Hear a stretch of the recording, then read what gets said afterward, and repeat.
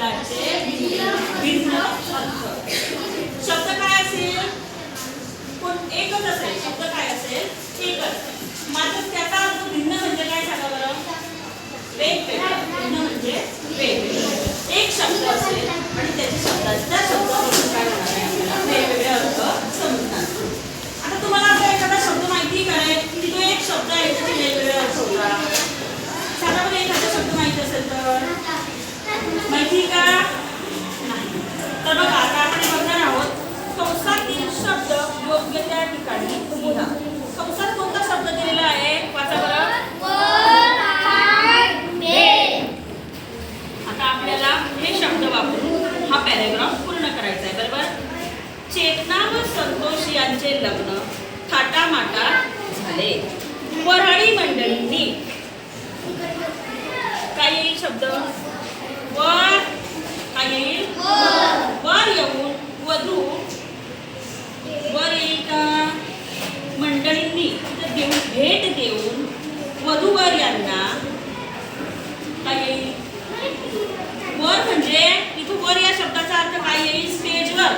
लग्नामध्ये स्टेजवर येऊन वधूवर. वर म्हणजे काय येईल? नवरदेव. आणि वर म्हणजे स्टेजवर चढणे. म्हणजे बघा वर या शब्दाचे काय झाले? दोन अर्थ झाले आता या पॅराग्राफ मध्ये. मंडळींनी वर येऊन पाहुणे जे आले होते तर काय झाले? स्टेजवर आले. बरोबर.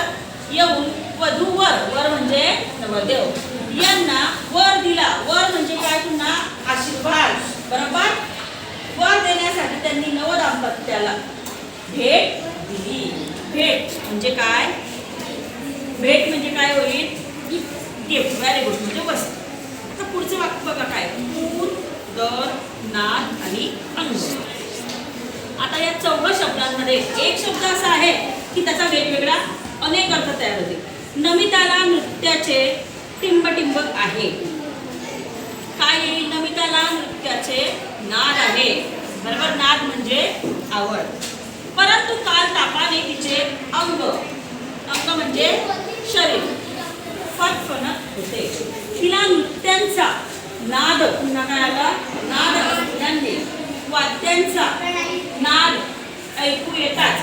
नाद म्हणजे काही आता नाद या शब्दाचा इथे काय अर्थ आला आहे? आवाज. काय आला आहे? आवाज.